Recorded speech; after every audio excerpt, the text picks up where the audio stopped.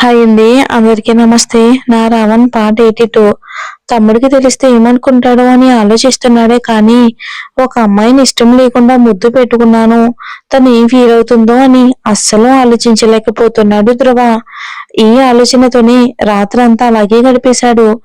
ఎప్పుడెప్పుడు తెల్లారుతుందా అనే బాధతో చూస్తూ కూర్చున్న ధ్రువ తెల్లారిందో లేదో సూరజ్ రూమ్ కి వెళ్తాడు. ధ్రువ సూరజ్ రూమ్ దగ్గరకైతే వెళ్ళాడు కానీ మనసులో చిన్నాతో ఏం మాట్లాడాలి అని వెళ్తున్నాడు. నువ్వు ఇష్టపడిన అమ్మాయిని నేను బలవంతంగా ఆమె ఫీలింగ్స్ తో ఆడుకుని ఆమెను ముద్దు పెట్టుకున్నాను. ఏదో ఆవేశంలో చేశాను. నువ్వేమీ అనుకోవద్దు, క్షమించమని అడగాల? చిచ్చి, ఎంత చండాలంగా ఉంటుంది, ఎంత సిగ్గులేని పనది. అలా ఎలా చెప్పగలను నేను? అసలు ఇది విన్న తర్వాత చిన్న ఎలా ఫీల్ అవుతాడు అని అనుకోగాని అంతరాత్మ ఎలా అనుకోవడం ఏంటి? ఒక్క క్షణం కూడా ఆలోచించకుండా నీ మొహం మీదే ఉమ్ము వేస్తాడు. చిచ్చి, ఎవరు ఊరుకుంటారు? తను ఇష్టపడిన అమ్మాయితో ఇలా బిహేవ్ చేస్తే? అసలు ధ్రువ ఇలా అనుకుంటున్నాడు, సూరజ్ మేఘనని ఇష్టపడుతున్నాడని. తనకు తనే అన్ని ఊహించేసుకుంటున్నాడు. నువ్వు ఇష్టపడిన అమ్మాయిని ఎవరైనా టచ్ చేస్తే అంతరాత్మ చెప్తూ ఉంటే ధ్రువ మనసు ఇంకా అల్లకల్లోలం అయిపోతుంది. ఏం చేయాలో తెలియడం లేదు. వెనక్కి తిరిగి వెళ్ళిపోదామని 2 అడుగులు వేశాడు. మళ్ళీ మనసు ఈ నిజాన్ని దాచి నీ తమ్ముని నువ్వే మోసం చేసిన వాడివి అవుతావు. ఏమైతే అదే అయ్యింది. ముందైతే జరిగిన విషయం చెప్పమంటుంటే కష్టంగా మళ్ళీ వెనక్కి తిరిగి డోర్ లాక్ చేస్తాడు. ఇప్పుడే లేచి ఫ్రెష్ అవ్వడానికి వెళ్తున్న సూరజ్ డోర్ సౌండ్ వచ్చేసరికి డోర్ తెరుస్తాడు. ఎదురుగా ధ్రువ ఉండేసరికి, అన్నయ్య, ఏంటి ఇంత ఉదయాన్నే నాతో ఏమైనా పని పడిందా? రా లోపలికి అని లోపలికి రావటానికని దారిస్తాడు అతనికి. ధ్రువ సూరజ్ వైపు చూడలేక రూమ్లోకి వచ్చి తలదించుకుని అలాగే నిలబడి ఉంటాడు.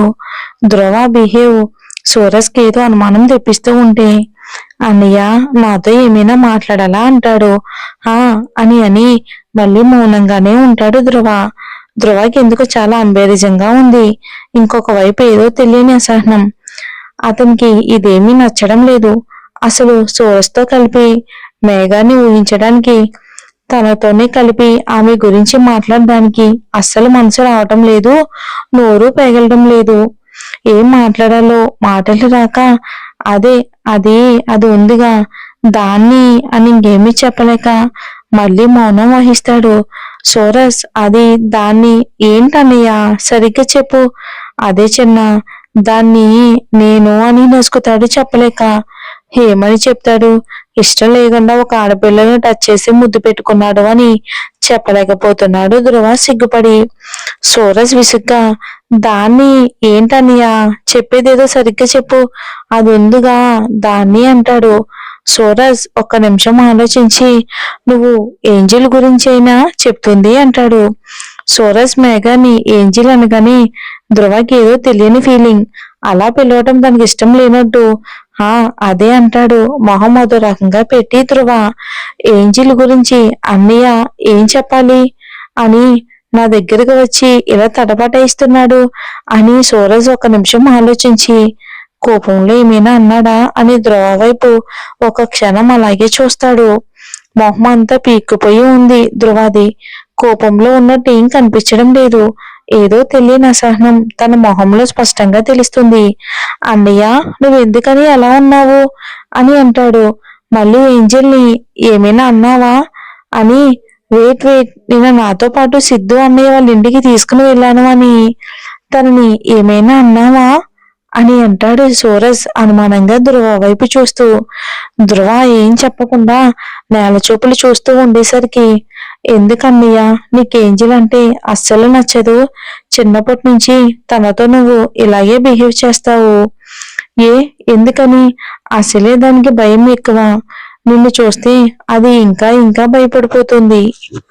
ఆ మాటలకి ధ్రువకి కాలి నువ్వు అనుకున్నట్టు అదంత అమాయకురాలేమీ కాదు. నన్ను చూసి ఏమీ భయపడదు. మీ అందరి ముందు భయం ఉన్నట్టు యాక్ట్ చేస్తుంది అంతే. అది ఎలా మాట్లాడుతుందో నాతో మీకేం తెలుసు అని అంటాడు పిడికిలు బిగించి పళ్ళు కొరుకుతూ. ధ్రువ మాటను బట్టి మేఘకి అతనికి ఏదో గొడవ జరిగిందని అర్థమై, నువ్వేమైనా చేసావా ఏంటన్నయ్య, తను నీకు ఎదురు తిరిగి మాట్లాడింది అని అనేసి తను పరుగులాంటి నడుకుతో మేఘ రూమ్ కి వెళ్తాడు. వీడు మరీ ఓవర్ చేస్తున్నాడు. దాన్ని అమాయకత్వంతో అందర్నీ బుట్టలో వేసుకుంటుంది. దొంగ మొహంది అని తటబటాయిస్తూనే సూరజ్ వెంట అతను కూడా వెళ్తాడు. సూరజ్ రూమ్ లోకి వెళ్ళేసరికి మేఘ రాత్రి ఎలా అయితే అడ్డదిడ్డంగా బెడ్ మీద పడుకుందో అలానే పడుకుని ఉంటుంది. కొంచెం దూరం నుంచి ఏంజెల్ ఏంజెల్ అని పిలిచాడు. అయినా మేఘ పలకకపోయేసరికి సూరజ్ పైగా మేఘ దగ్గరికి వెళ్లి ఆమె చెంప తట్టాడు. అంతే, చెయ్యి ఫాస్ట్ గా వెనక్కి తీసుకుని, దేవుడా హై ఫీవర్ వచ్చిందిగా, ఒళ్ళు నిప్పులా కాలిపోతుంది అంటాడు. డోర్ దగ్గర నిలబడి చూస్తున్న ధ్రువ ఆ మాట వినిగానే కంగారుగా అనిపించి రూమ్ లోకి వస్తాడు. అస్సలు చలనం లేకుండా బెడ్ మీద పడి ఉన్న ఆమెను చూసి ధ్రువకి మనసు మిలిపెట్టింది. మేఘ బాగా ఏడ్చింది అని అర్థమయ్యింది. ఉబ్బి ఉన్న ఆమె కళ్ళు మొహం చూస్తేనే బాగా అర్థమవుతుంది.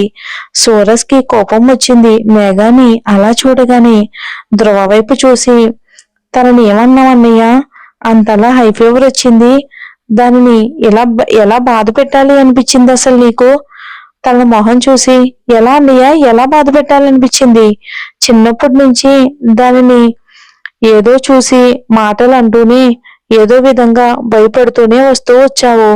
అది కూడా మన ప్రియ లాంటిదే కదా అన్నయ్య. ఎందుకు అన్నయ్య దానితో ఎప్పుడు ఒక స్ట్రేంజర్ లా బిహేవ్ చేస్తావు? అసలు దాన్ని చూసినప్పుడల్లా నాకు మన ప్రియాని చూసినట్టే అనిపిస్తుంది. మరి నీకెందుకు అది ఒక శత్రువులా కనిపిస్తుంది అన్నయ్య అని అంటాడు. సూరజ్ ధ్రువ వైపు సూటిగా చూస్తూ చెమ్మగిల్లిన కళ్ళతో, అసలు నాకు తెలియక అడుగుతున్నాను, సిద్ధు అన్న ఇంటికి నేను ప్రియా కూడా వెళ్ళాంగా, మరి నువ్వు మమ్మల్ని ఎందుకు ఏమీ అనలేదు? ఏంజెల్ని ఎందుకు పని చేయాలనుకున్నావు అని అడుగుతాడు సూరజ్. మరి అది కూడా కరెక్టేగా. ఏం జరుగుతుందో ఏంటో వచ్చే ఎపిసోడ్ లో చూద్దాం.